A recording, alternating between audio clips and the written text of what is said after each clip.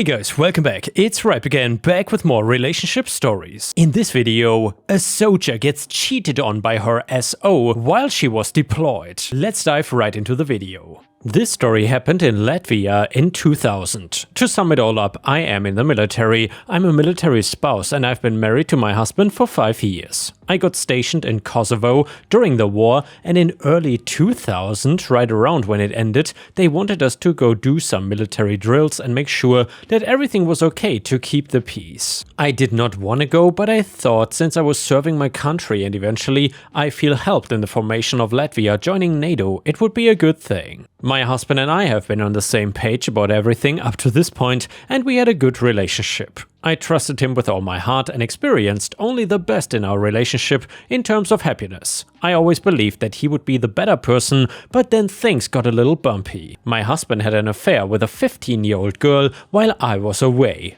I was shocked, and to be honest, I'm always on my guard now. I did not know that I had to be that way in my own personal life and in my relationships, but now I do. I always saved that for my career in the military, but now I know the enemy can come from any direction. You just have to watch out. I never thought my own husband would be the enemy though. To make matters even worse, I could not believe that he was having an affair with a 15-year-old girl, for crying out loud. Not only is it against the law, but it is just plain sick, and to me it was a total turn-off. The fact that he kept it a secret for so long and hid it, even while he would pretend to be happy and in love in our marriage, was a slap in the face. I was angry beyond words. I remember it clearly. I was outside the military base in a park on my day off running, and then I get this phone call. It was not just any random phone call, but it was an anonymous person. They did not want to state their name or where they lived, but they told me that my friend's daughter was out with my husband eating at a restaurant and saw the two in the car together doing something. I don't actually want to describe it. Given the fact that we live in a small town in Latvia, everybody pretty much knows everybody, and we are in a close relationship and with the community. So it's very strange that my husband was actually out eating with my best friend's 15-year-old daughter. I'm not even sure at the time if my best friend knew about it, but I would later come to find out. It was very strange actually, because the person that tipped me off found them in the car together, but I literally came to find out that the 15-year-old daughter was the one that went to the friend and told her about it. I guess she got concerned, or maybe the friend that tipped me off was concerned. Either way, somebody came forward and told them about the relationship that she had with my husband and that it was awkward and needed to end. I was furious and devastated. All these thoughts were going through my head. I was role-playing with myself and trying to figure out what my husband was actually doing. What was even more weird was that I always remember my husband welcoming my best friend over with her daughter for dinners, nights out shopping, and having fun in our backyard. I never suspected though that he had an attraction for this girl, and it never dawned on me that she had one for him as well. So I felt blindsided and I started to cry when I got done with my run. Why the F would you do this to me, Marcus? I screamed while getting into my military vehicle, a million thoughts going through my head. And what if the daughter was in love with my husband? And how could I have been so stupid this whole entire time? Let's just say the next few weeks were brutal. I was still stationed in Kosovo and couldn't leave until my next leave of absence, which was due in about 3 weeks. I was hard on myself the whole time leading up to returning home. I didn't get any sleep, and the relationship I thought I had with my husband was disintegrating before my eyes. I did not want him to know that I actually knew. I wanted it to be a surprise, so leading up to the day of my flight, I mentally prepared myself. I was going to pull a fast one on him and try to catch him in the act. The only way to do this though was tricky, because I knew that he would be on his guard as well when I returned, so I did something very simple. In fact, it was twofold. I had my Disca something, which is a Latvian word that no one outside of Latvia can pronounce obviously, who was my officer ranked above me, get a list of all the numbers called on my personal phone during a set period of time, and I also called a nearby restaurant who I happened to know the owner of, check up on my husband and to get back with me. The reason for this was simple. While I was on base, we had poor cell phone service, and in fact we were not really assigned a cell phone during military operations. Instead, we had to use the landline on the military base to make calls back home for family and friends. Then I went to my ranking officer above me to get in touch with their officer to see if I could get a record of all the phone calls that my husband made, because I told him that something was wrong back at home. They immediately checked for me and I found a record of every single phone call that he made to my best friend's daughter. And well, what was even more strange, I thought, was why would my best friend be in on this? Did she even know that her daughter was hanging out with my husband? I also called the nearby restaurant that was near the restaurant where my husband and daughter would hang out. I told the owner that he needed to check up on my husband because I thought I saw him in the car slumped over. Although I knew what he was doing, I wanted to be sure and be a little bit discreet about my intentions. I did not want the whole community to know what was going on. A few days later at the base, before my trip back home, I got a call from the restaurant owner and he confirmed that my husband truly was with this daughter, the daughter of the friend. I was devastated and even more livid. I told the restaurant owner to write a note saying that he saw my husband on such and such date at a certain time, that way I would have a record of it. The owner did not know what I was up to. He just wanted to make sure that my husband and I were okay. And once I got back home, things just got out of hand. I remember it clearly. My husband picked me up from the airport with smiles on his face, greeting me and hugging me, even kissing me like we had been lovers for so long. He even wanted intercourse. Meanwhile, I'm sitting here thinking, this guy is literally messing around with a 15-year-old girl behind my back and I'm disgusted by it. When we get back to our home, I threw down my bags in the garage and head into the living room. I remember it clearly. I poured myself a cold cup of water and sat down. My husband thinks that we should go out to eat, so I let him know where we should go. I told him, why don't we go eat at the restaurant you were at a few days ago with Sophia? He looked at me with a cold stare. Sophia? What do you mean? I was not there. I turned around to conceal the tears flowing from my eyes. And then I let him have it. The F you were not there. I have proof. Email told me. I know what you're doing, Marcus. You cannot lie to me. You cannot lie to me, you idiot. That confrontation was one of the longest I've ever had in my life. I didn't ever think I could cry so many tears. To this day, I'm still shaken up by it.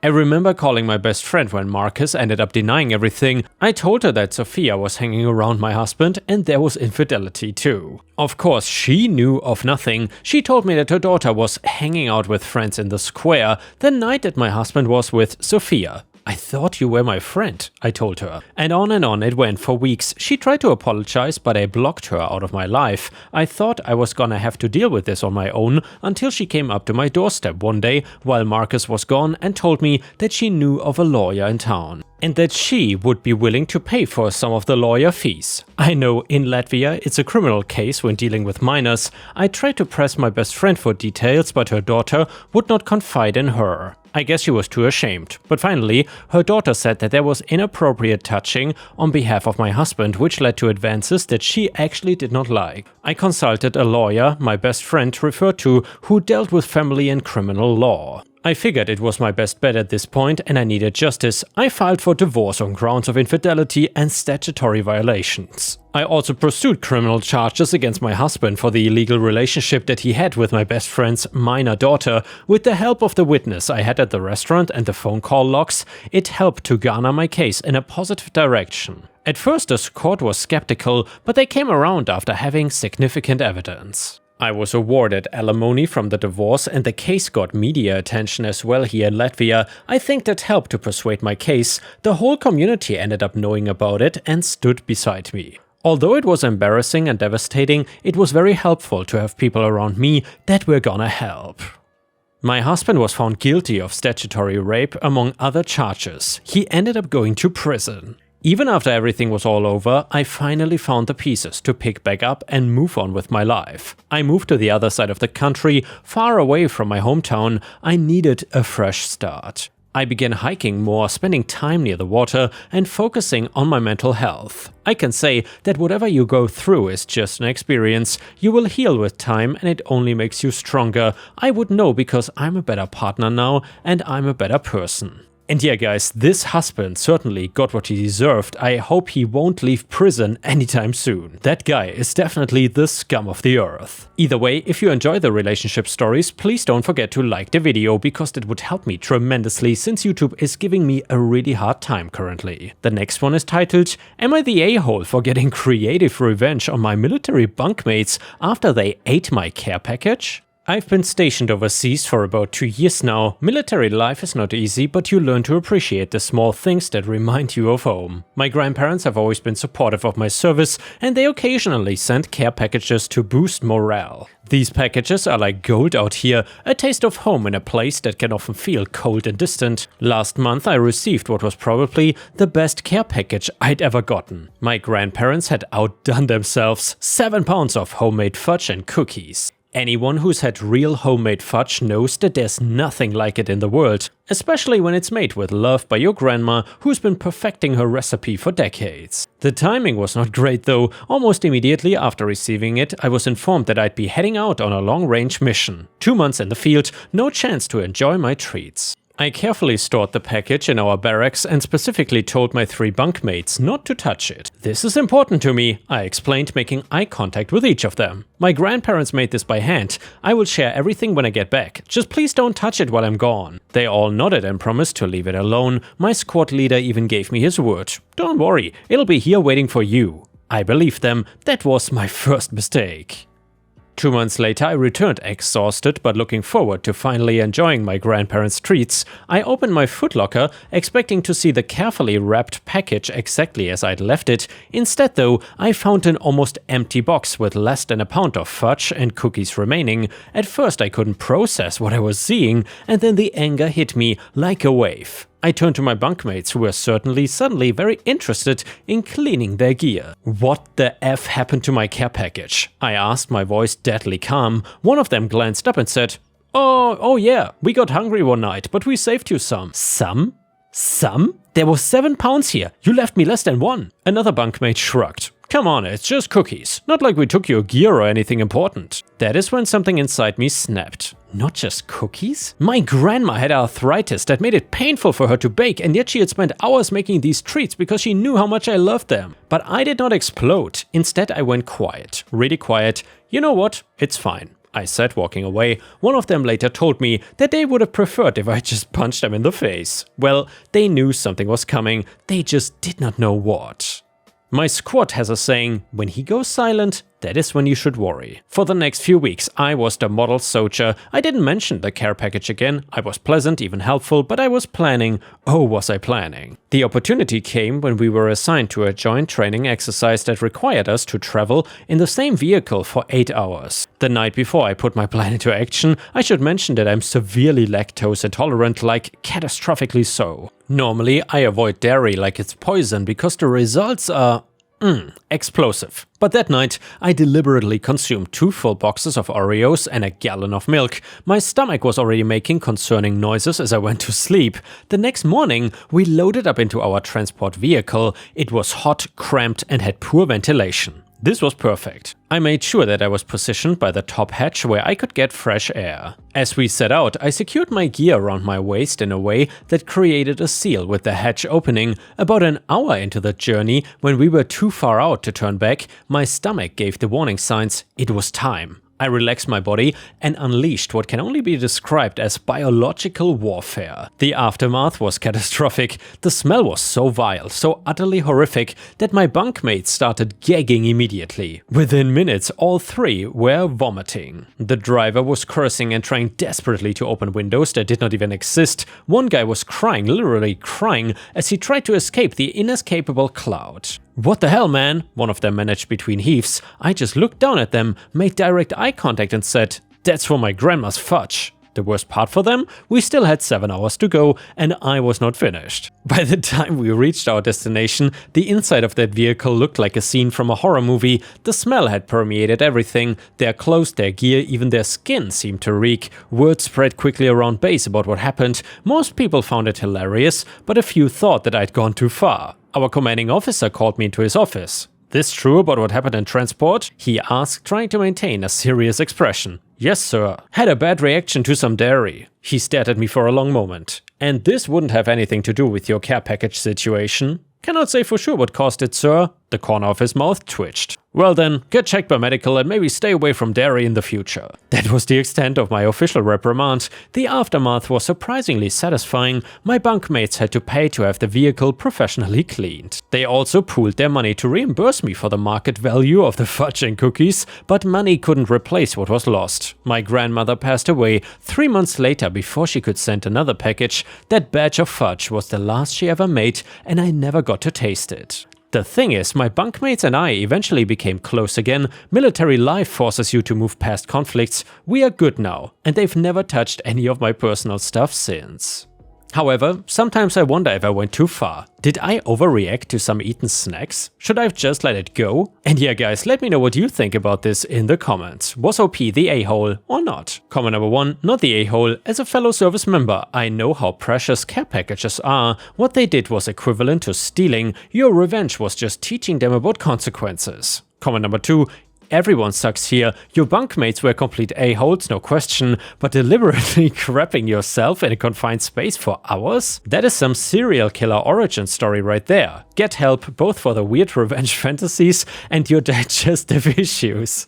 Comment number 3, you're the a-hole. Look, I get being pissed, but you could have just reported them to your CO. Instead you went full nuclear and created a biohazard situation. That is not revenge, that is straight up assault, on the senses I guess, and bragging about it? Just gross. And the next one is an Am I the a-hole story. I, 29 male, have a wife who is 6 months pregnant. She does not work, she wants to be a stay-at-home mom while I work, which is completely fine. Recently though, her hormones, or at least I hope it's the hormones, and have been very angry towards me. I've been trying to help her through it all and give her any craving she wants, even going out at 1 in the morning to get her some lemon juice. The other day I had a long day at work and was very tired and I just wanted to go home and sleep. When I got home, my wife greeted me and then asked me if I would bake her a cookie cake that she's been craving because she likes how I make it. I apologized to her saying that I'm tired and would make it for her tomorrow when I come back home from work and bring her some Panda Express. She started saying that she is the one who's pregnant and that I should not be tired. I did not answer her, I was tired and went upstairs to sleep, but she kept yelling at me that she is craving cookie cake and she wants it now, so I told her to stop being a brat and wait for tomorrow. She slammed the door on me and went downstairs. So, Reddit, am I the a-hole?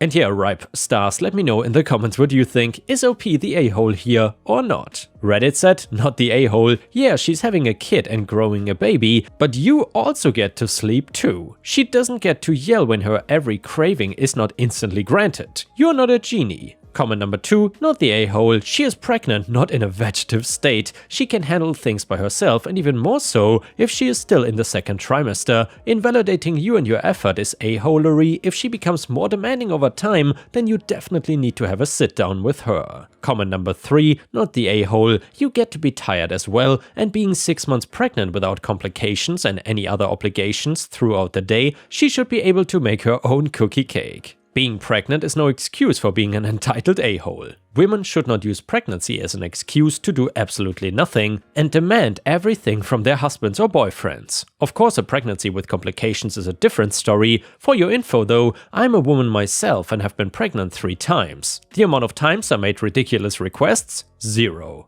And now let's move on to the next story. It starts like this. This one is titled, No More Hit and Runs. So I never knew about this community until now, so I'm happy to share my story. This happened a few years ago. So my fiancée at the time, now wife, were driving around looking for dresses for her bridesmaids to wear for the wedding. We had been going from place to place looking for something she liked, but no luck. We had just finished leaving David's bridal and were leaving the plaza. It had been raining a lot, so the roads were slick. As I reached the intersection of where the plaza met the road to turn out, another car came turning in. Unfortunately, he did not brake soon enough and skidded into the front end of the driver's side.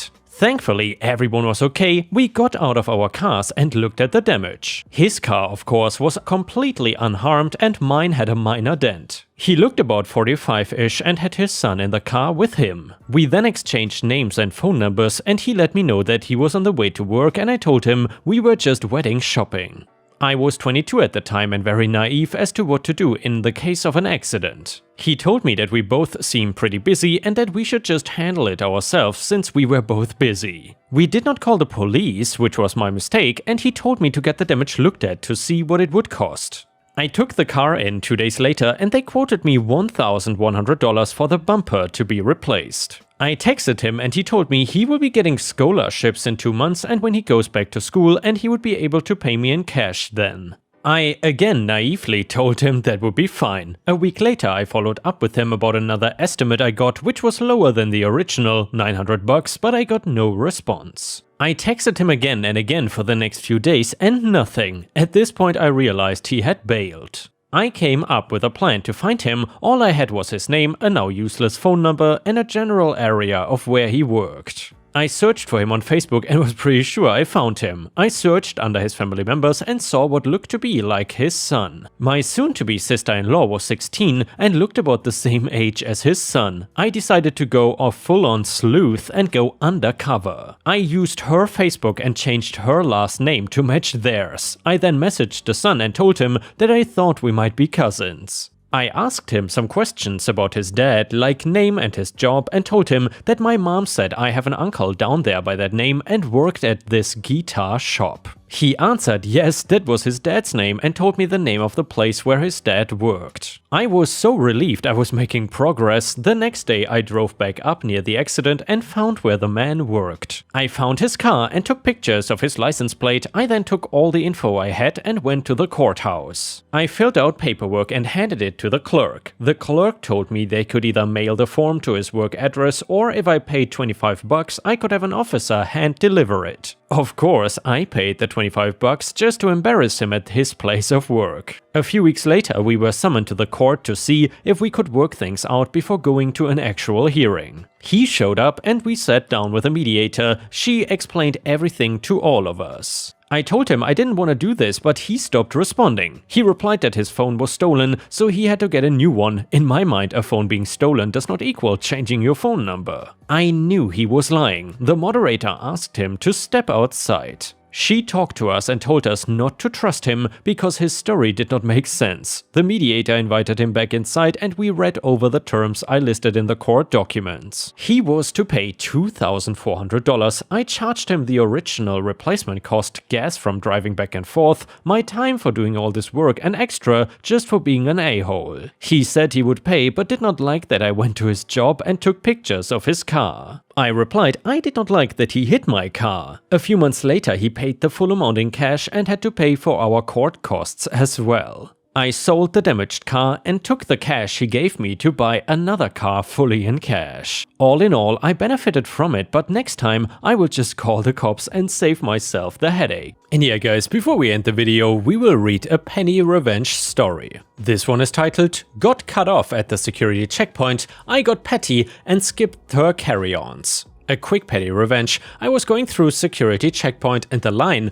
was getting long. And we have to bend around the corner so that we don't block foot traffic. Then this old woman decided she was too good to walk around the corner and queue from the back and just decided to cut right in front of me as I was passing the corner. I tried telling her the line was at the back nicely, but she literally just dropped her carry-on and walked to the front of the line to get to the security body check. She was probably thinking we would just push her bags along. Well, she technically didn't just cut in front of me, she was cutting in front of everyone while expecting us chumps to push her back through. I did initially push her back for a while, but decided screw that and skipped her bags. The woman behind me saw what I did and she too skipped the bags. When I got through the security check, I saw the old woman anxiously looking around for her bag. She then approached me asking, "Where's her bag?" I just simply told her she got the wrong person and walked away. By the way, to clarify a few things, because my initial post was vague, she left her bag in the plastic basket and left it on the metal roller